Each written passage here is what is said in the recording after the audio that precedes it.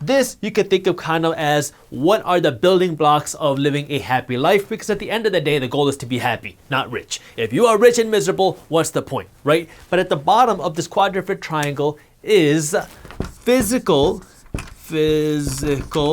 fitness.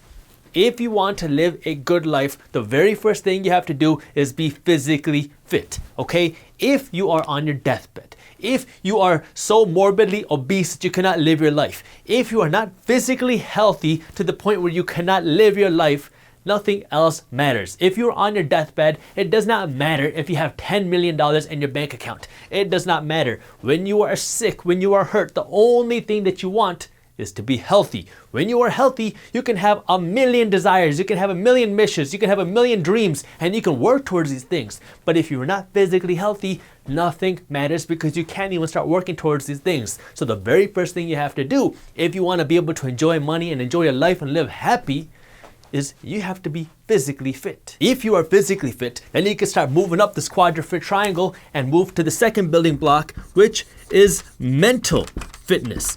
This is something that is now starting to really get some attention, which is good news, but mental health is a real thing, okay? If you are not happy, if you are miserable, if you are depressed, nothing else matters. It doesn't matter if you have $1 million in your bank account if you are depressed and miserable, because you won't be able to enjoy it, okay? The first thing you need to do before you can get there, after you're physically fit, is make sure you are mentally fit too. Surround yourself with people that love you. Work on things, find things that make you happy. If you are not happy, it doesn't matter how much money you have.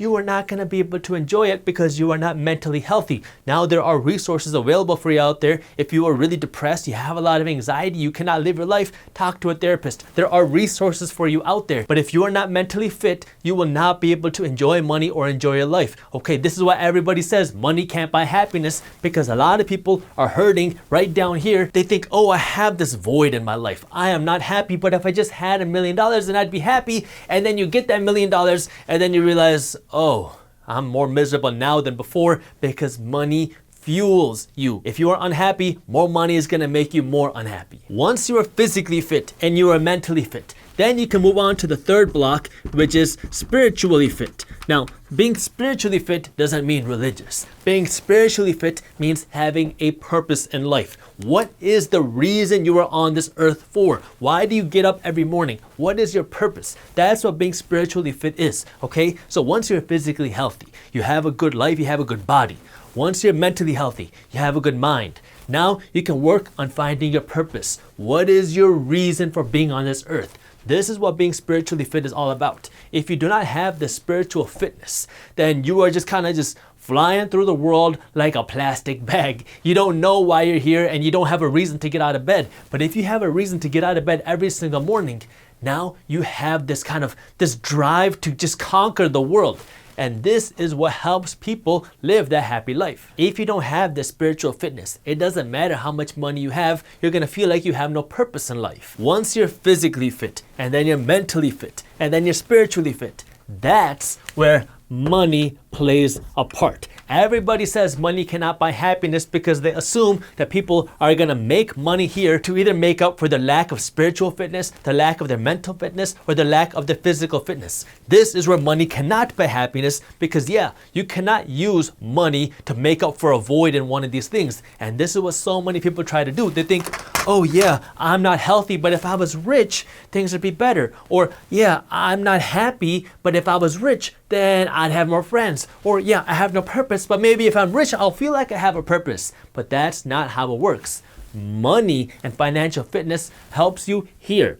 It helps you be financially fit, nothing else. That's why if you want to live a great life and you want to live a rich life, you need to understand how money plays a part in your life and where money plays a part in your life. Because in order to really enjoy this money that you have, you need to make sure you have the building blocks first. I can't tell you how many people I know, and I'm sure you know people like this too, that are lacking either here or here. They are not happy in their life for one reason or another, or they feel like they have no purpose, yet they're sitting here chasing money, just trying to get more money, thinking and hoping that having more money will compensate for these two things. It doesn't work like that. I'm sure you've heard of people that are rich, millionaires and billionaires that are miserable. Well, why does that happen? It's because they're lacking here, here, or here, and then they're trying to use money to make up for the other parts of their life. Having more money helps with the financial part of your life. That's it. And then once you do have more money and you have these building blocks, then you can use this money to amplify these things. You can use your money to improve your physical fitness. You can use your money to do more things that make you happy. You can use your money to help serve your purpose. But if you don't have these things, then this money is just going to help amplify that void, because money is fuel. It amplifies who you are. If you are a bad person and you are miserable and you have more money, now you're going to be more miserable and you have a tool, this money, to do more bad deeds. If you are a good person and you're happy and you have more money, now you have a tool, this money, to do more things that make you happy, and you have a tool to do more good. Our brand talks so much about financial education because the reality is money does play a part in our lives. Yeah, many of us don't understand where or how, but money is important. But at the same time, many of us are never taught how to use money and understand money the right way. And in our culture and society, it's just almost like taboo to talk about money. It was the same way for me. When I was growing up, I was always told, don't talk about money, don't worry about money, don't think about money like that because it's bad. But I was also told to go and become a doctor, because for my parents and a lot of my family, the richest people that they knew and the most successful people that they knew were doctors. So they assumed, okay, if you go and become a doctor, then you'll be able to become successful and then you can live a great life.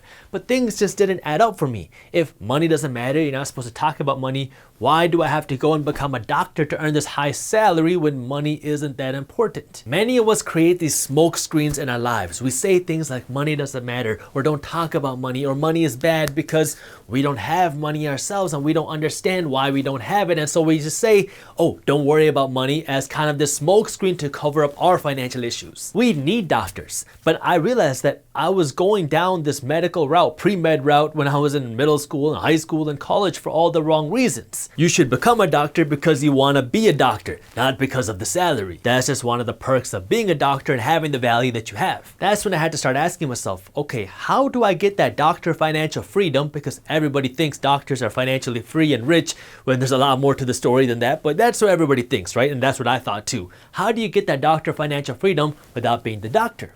Oh, you just work on the financial freedom. That's when I dove into entrepreneurship and I started an event planning business in college, because I thought, okay, now if I make this money, I can work towards being financially free. The problem was I didn't like what I was doing. I don't drink, I don't smoke, I'm not into the party business, but I was hosting parties every single week, and a few years into it, I got burned out. The business was making great money, but I just didn't like doing it. The business failed, but I did it. Yeah, we made good money, but beyond that, I learned a lot. I learned how business worked. I learned how to get customers. I learned how to sell. I learned how to market. And even more importantly than that, I learned how money really plays a part in our lives. Life is like a cake and money is the icing.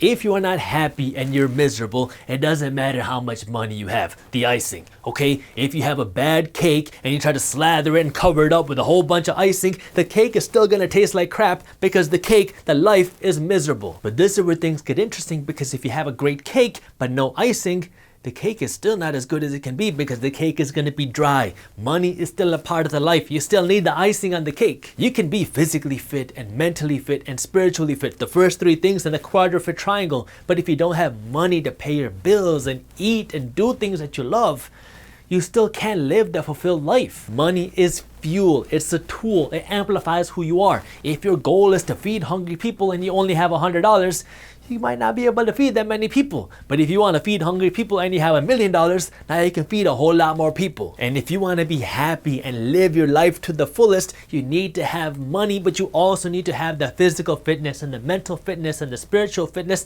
That way money can amplify your life. That way you can live your life to the fullest. But it doesn't really work like that. There's a lot more to becoming wealthy than just having a big salary. I mean, it can help, but if you don't know how to use your money, or if you don't have the right mindset, or if you don't know how to pay yourself, or if you don't have the right patience, then it doesn't really mean anything. It's all about what's in here before you make the money. If you actually want to become wealthy, there are 5 things you need to do.